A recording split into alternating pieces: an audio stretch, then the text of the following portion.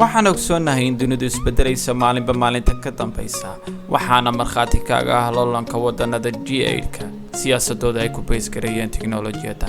waqtiyada soo socda iyo imakaba dhan kasta haddaan eegno dhanka ciidamada waxaad ogsoon tahay in dawladuhu ballan qaadeen in ciidamadooda ay ka dhigi doonaan ciidamo bira kuwaasoo dagaal geli kara tii aan la wehelinayn waxaad ogsoon tahay in maanta jiraan diyaarada laga duqeyn karo meel kasta taasoo aanu duuliyo wadin waxaad ogsoon tahay maanta inay gawaari jiraan dareemahaaga ku shaqeynaya haddii aan dib ugu noqono qaababkii wax loo xaysiin jiray beriyihii hore waxaad ogsoon tahay in wargeys shirkad kasta ay wax ku xaysiin jirtay ama TV ama radio kuwaasoo ku xaysiin jiray badeecadahooda ganacsatadaas waqtiyadaas joogay hase yeeshee maanta waxaad ogsoon tahay inay wax kasta isbedeleen oo loo guuray dhanka tiknoolajiyada waxaad ogtahay in website wax lagu xaysiiyo waxaad ogsoon tahay dadku inay online wax ku iibsadaan oo ay ka iibsadaan qaab e-commerce ah website-da waaweyn taasoo lagu keenayo alaab kasta aad iibsato gurigaaga waxaad ogsoon tahay in apps la sameeyo taasoo wax lagu iibsado ama badeecadaha aad ku soo bandhigi karto taasoo wax lagaaga iibsan karo ama aad ku iibsan karto waxaad ogsoon tahay in dhanka social media heer weyn laga gaaray kaalinta koobaad dhanka social media YouTube-ku ugu haysto waxaad ogsoon tahay in WhatsApp-ka wax lagu xaysiisto sidoo kale Facebook-ka iyo Instagram-ka oo isaguna dabiirshiday sidan hore idinku soo baran qaaday introduction-keygii koowaad fadlan haddaana daawan ku noqo introduction-kii koowaad si aad wax badan uga fahanto waxaan idinku ballan qaaday inuu kooraskani noqon doono albaabka koowaad aad ka geli doonto tiknoolajiyada waa aniga oo Mustafa Cabdi Cabdillaahi oo idin leh casharkan koowaad la soco bismillaah maanta waxaan isleegi doonaa casharkeeni koowaad ee HTML fadlan haddaana daawan introduction-kii ugu horeeyay aan sameeyay fadlan daawo aad ayuu kaaga caawinayaa waxyaabo aad u badan waxaan isleegi doonaa sidoo kale syntax-ka uu leeyahay HTML waxaan diiradda saari doonaa maanta oon samayn doonaa website-kii ugu horeeyay oo aan arki doono muuqaal ahaan sida awgeed waxaan u baahanahay inaan marka hore aan wax ka barano kelmaddan doctype maxaa tahay doctype wax kale ma aha waa declaration is not an HTML tag declaration ku HTML tag maaha it's an information u sheegaya browserka what kind of type of document that you are using document kad isticmaalayso wuxuu yahay sanoogsoonaan hore u soo aragnay HTML wuxuu leeyahay version aad u badan versionadaas waa laga soo baxbaxay imanka version kan aan dhiganayno waa HTML5 doctype-ka HTML5 na saasaa loo sahlay waa intaa yar ayuu kusoo kooban yahay hadda dib aad ugu noqoto doctype-yadii hore ee jiray ama declaration-kii hore ee jiray haddaad soo qaadato 4.01 HTML-ka waqtigaa la isticmaalayay runtii aad ayuu u dheeraa line-kan maanta naloo soo koobay marka nolosheenu markasta waa sii sahlaysa ma garanaysa waa lasii fududeynayaa waayo imanka nolosha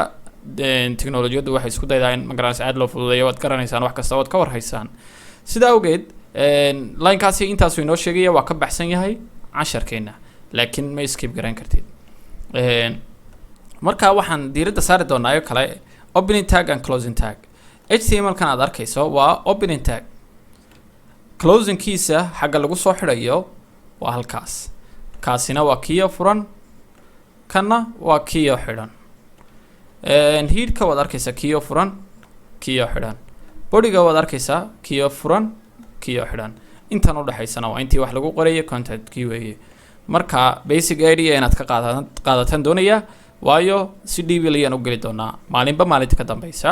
casharaantu waa inoo soo socdaan laakiin intan marka hore diiradda saar waana inta ugu muhiimsan saa haddaad u fahanto jantuskan aad ku fahanto waad haysaa maadadan waxaan eegi doonaa jantus kale oo inaga caawin doonaa qaababka ma garanaysaa closing tag iyo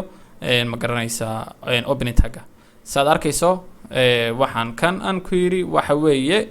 information marka lama skip garan karo HTML waad aragtaa halkaas uu ka furmay halkaasna waa ka xidhmay halkan kale bodyga waad arkaysaa isaga isla meereysanaya intaas ayaa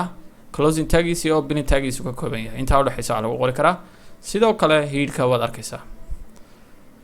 marka kani wuxuu inoo noqon doonaa basic idea aad ka qaadan doonto inkastoo inta ugu muhiimsan ay tahay waxaan dhisi doonaa intan markaan dhammayno website-kii ugu horeeyay oo noqon doona website-kii ugu horeeyay aan muuqaal ahaan oo aragno sidoo kale markaan dhamayno playlistkan aan imika wadno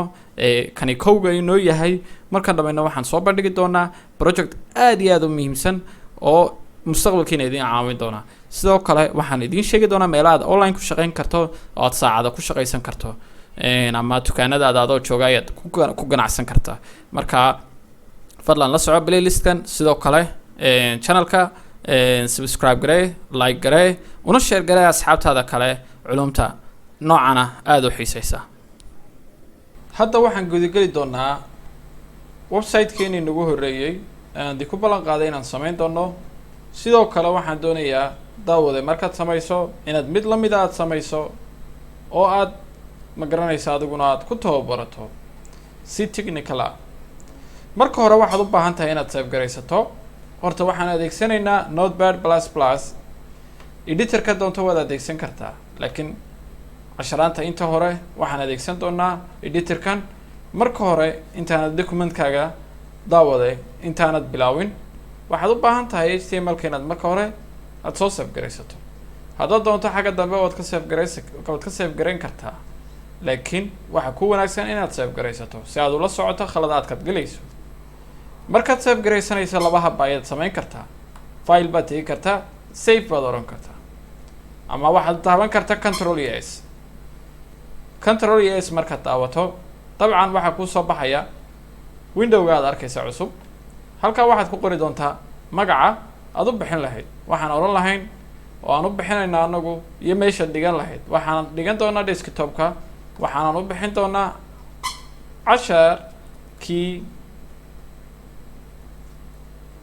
casharkii koowaad baan iska oran doonaa koowaad markaa halkaa markaad joogto waxaad u baahan tahay extension inaad siiso extensionku waxa weeye waxaad qori doontaa waxaad sii raacin doontaa qoraalkaagaad ku save garanayso .html inter ayaad daaban doontaa saad arkayso halkaas waxaa kaaga muuqda magacii aada u bixisay intaa kadib waxaad u baahan tahay inaad koodharkaad qorato koodhka ugu horeeya aan ku bilaabi doono waa kii aan soo sharaxnay ee ahaa doctype ayaad qoran doontaa marka doctype aad qorato HTML ayaad qori doontaa waad soo xidhaysaa inter ayaad taaban doontaa inter markaad taabato waxaad qori doontaa HTML markaad taabato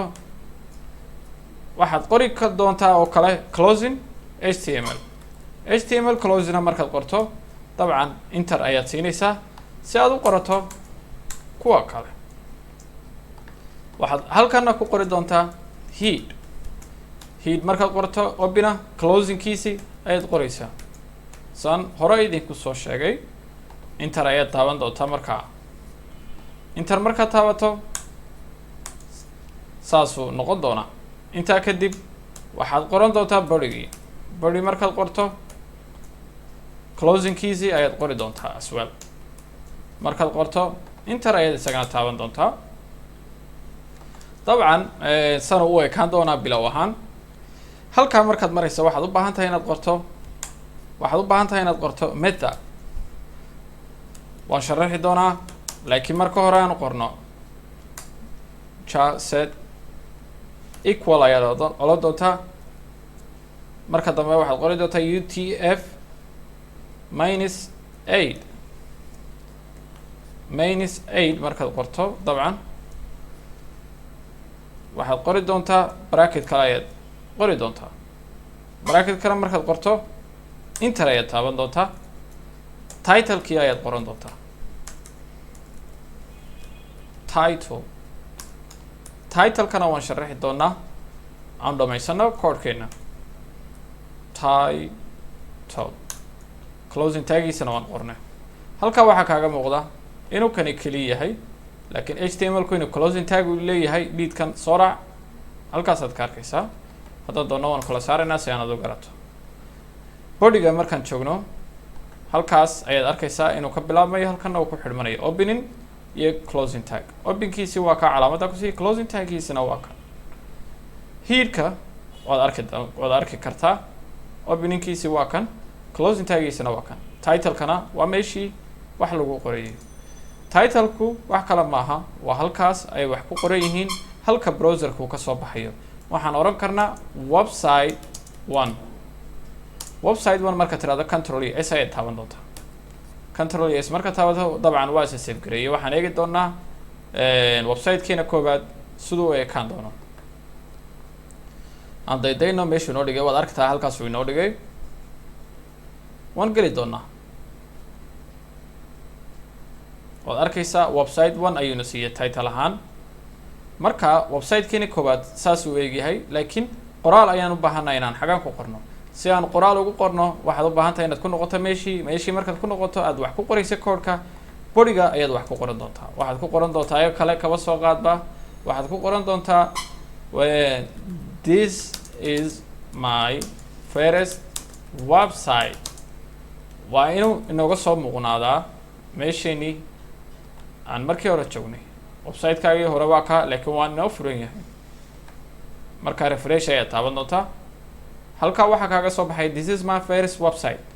marka website-keena ugu horreeyay sana loo dhisayaa sida awgeed waxaad u baahan tahay adiguna inaad saas oo kale aad samayso mar hadduu waxaan chorus yahay technical marka waxaan doonaya inaan sharaxo sidoo kale line-kan inagu cusub line-kani muxuu yahay line-kani wax kale maaha meta wax kale maaha si fudud haddaan kugu sheego markaad wax declare garaynayso the char set intana la yiraahdaa char set as a UTF-8 na waa intan markaad intaa aad declare garanayso waxaad u sheegaysaa browserku waa maxay browserku wax kale ma aha browserku waa halkan aad ka tegaysa imanka facebook oo kale aad ka tegayso ayaa la yidhahdaa browser ama waxaad adeegsanayso san hore idinku soo sheegayba google chrome firefox waxyaabaha adeegsanayso wuxuu ku leeyahay markaad declare garanayso UTF waxaad u sheegaysaa browserku inuu isticmaalayo UTF-8 character encoding wax loo yiraahdo waa method lagu bedelo characterka aad qorayso into machine readable language ama machine readable code marka intani machine readable code ayuu u turjumayaa waxaan qorayno marka waa qayb muhiim ah iyaduna marka codekaas intaasaan kaga baxayna title-kan aad arkaysaa headka lagu sii dhex qoray isaguna wax kale ma aha haddana idin tusaale ahaan iminka facebooka halkaa waxa ku qoran login into facebook marka taasaa title la oran karaa shay kasta browserka markuu kasoo muuqanayo halka sare waxa ku qoran ayaa la yidhahdaa title marka casharkiina koowaad san uu dhigan yahay saad arkayso bodigii waxbaa lagu qorayaa oo bodigu waa contactkii waa qaybaha ugu muhiimsan ma garanaysaa marka koodhka la qorayo marka bodiga waxaad ku qori kartaa waxyaaba badan sawiraan baad soo dhigi kartaa linkiyaad soo dhigi kartaa tabilaad soo dhigi kartaa swell list baad soo dhigi kartaa waxyaaba badan baad ku samayn kartaa inkastoo aan mid kasta idiinse kala qaadi doono casharaanta soo socda kani wuxuu noqon doonaa casharkeena koowaad fadlan markastoo aad wax ku soo darto website-ka aad dhisayso waa inaad save garaysaa oo aad siisaa ma garanaysaa permission si uu kugu soo saaro ma garanaysaa marka dambe aad request darbato uu ku soo saaro inputkii aad gelisay as an output cusub uu ku siiyo ayaan ujeedaa marka waan wala gaari doonaa limamkan sidoo kale waan ballaadhin doonaa annagoo ma garanaysaa heer wanaagsan ka gaari doonaa kanina website-keeni ugu horreeyey casharaanta soo socda fadlan la soco hana iskiib garayn hal playlist maxaa yeelay waa cashar taxanaa oo aan ugu talagalay inaan baby steps ku socono ilaa aanu ka gaadhayno ma garanaysa meel sare fadlan daawade videogan like garee una share garee asxaabtaada kale assalaamu calaykum waraxmat ullaahi wabarakaatu